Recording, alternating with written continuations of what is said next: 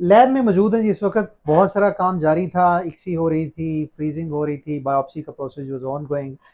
तो एक बड़ा इंपॉर्टेंट स्टेप था एम्ब्रियोज की बायोप्सी की स्टेज जो जारी थी। वी थॉट कि आपको हम आप तक ये इंफॉर्मेशन को जो शेयर करते हैं। हम अपने पेशेंट्स को जो जेंडर सिलेक्शन के लिए हमारे पास आते हैं, तो वो थोड़ा कुछ सोशल मीडिया मीडिया से या डिफरेंट जगहों से कुछ इन्फॉर्मेशन लेके जब पहुंचे होते हैं, जब अपनी तौर पे जो रिसर्च करके, तो अक्सर ये बोलते हैं कि हमने बेटे के लिए ये प्रोसीजर करवाना है। वो पीजीएस, पीजीडी, पीजीटी, जो डिफरेंट टर्मिनोलॉजी हैं जो डिफरेंट आईवीएफ सेंटर्स यूज करते हैं इस प्रोसेस के लिए। सिंपली फैमिली बैलेंसिंग के लिए जो स्पेसिफिक रिक्वायर्ड जेंडर लेना चाह रहे होते हैं कपल्स, जो बेटे के ख्वाहिशमंद हैं या बेटी के ख्वाहिशमंद हैं, उसका प्रॉपर सर्टिफाइड अथेंटिक प्रोसीजर क्या है, वो हम देखते हैं। और क्या रिकमेंडेशंस हैं और कौन सा ऐसा प्रोसीजर है जो इस वक्त पूरी दुनिया से एब्सोल्यूट हो चुका हुआ है, लेकिन स्टिल बहुत सारे लोग परफॉर्म करते हैं। हम बात कर रहे हैं पीजीटी-ए, जो क्रोमोसोमल प्लस जेंडर की आइडेंटिफिकेशन के लिए टेस्ट जो परफॉर्म किया जाता है। हमारे साथ हैं काशिफ अहमद साहब, किसी तारफ के मोहताज नहीं, सीनियर एम्ब्रोलॉजिस्ट हैं। इनसे हम पूछते हैं कि जब हम बायोप्सी करते हैं या ये जो प्रोसीजर है जिसको हम बेटा या बेटी के इंतखाब के लिए इस्तेमाल करते हैं, मैं सिंपल अल्फाज में इसको समझाऊंगा, इसका तरीकाकार क्या है और इसको कौन कौन से मेथड है और एक बाकायदा सर्टिफाइड प्रोसीजर कौन सा है? जी काशिफ। जी, बहुत शुक्रिया वसीम साहब। इसमें बेसिकली अगर देखा जाए तो पाकिस्तान में अभी भी जो मोस्टली सेंटर्स हैं ना वो पीजीडी परफॉर्म कर रहे हैं राइट। और वो बेस करता है फ़िश टेक्निक पे। ओके। और अगर आप इसकी थोड़ी-सी रिसर्च करें तो एशे या एएसआरएम ने इसको 8 से 10 साल पहले ही ऑब्सोलीट कर दिया था। खत्म कर दिया हुआ है, हाँ, रिकमेंडेड नहीं है। अभी जो लेटेस्ट टेक्निक चल रही है वो है पीजीटी-ए बेस्ड। राइट। एनजीएस मशीन होती है जो राइट। कि उसका बिल्कुल mechanism it's like PCR, right.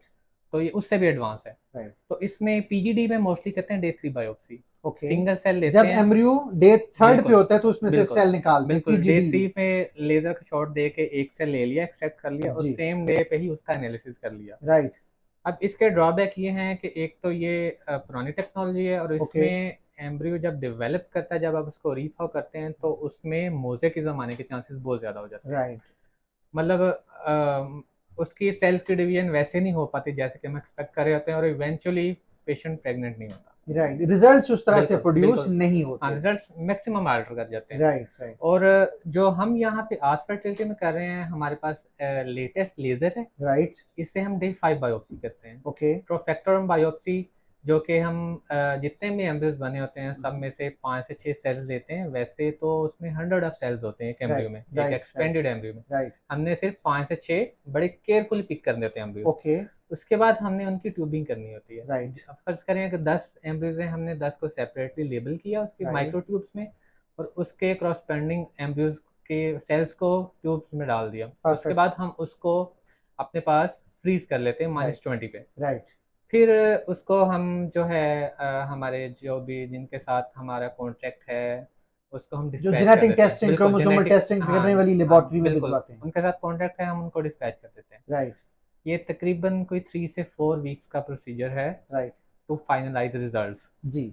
जैसे रिजल्ट आ जाते हैं एक पूरी डिटेल्ड रिपोर्ट जनरेट करते हैं बिल्कुल जिसमें ठीक। हमें ये तो पता चलता है ये बेटी या बेटा है और जेंडर का साथ साथ में साथ। साथ में अब क्रोमोसोमल अबनॉर्मलिटीज का भी पता चल जाता है एब्सोल्युटली। जो कि इस प्रोसीजर को बड़ा वास्ट बना देती है। बिल्कुल तो ये ठीक। लेटेस्ट प्रोसीजर है, हम इसको ऑफर कर रहे हैं विद मैक्सिमम रिजल्ट्स। और गोल हमारा एक ही है कि जो पेशेंट्स की रिक्वायरमेंट है उनको हम पूरा करें। एब्सोल्युटली, जैसे काशिफ साहब ने बताया, कोई भी एक नॉर्मल ह्यूमन बीइंग जो होता है वो 46 क्रोमोसोमल का हामिल होता है।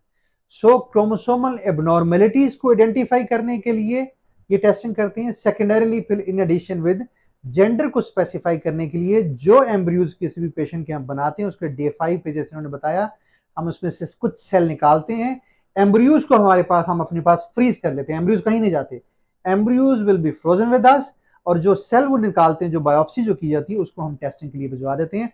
वो हमें 3-4 वीक्स के बाद रिपोर्ट आती है, जो हम पेशेंट के साथ शेयर करते हैं कि आपके जो एम्ब्रियोज हैं उसमें से नॉर्मल एम्ब्रियोज कितने हैं, एबनॉर्मल्स कितने हैं, और वो सीक्वेंस वाइज उसमें से कितने मेल्स हैं कितने फीमेल्स हैं। This is the only certified procedure जो है, जैसे काशिफ साहब ने एक्सप्लेन किया, जो कि इस वक्त रिकमेंडेड भी है और जो हम यहाँ पे आ सर्विस सेंटर के साथ कर रहे हैं। Thank you very much.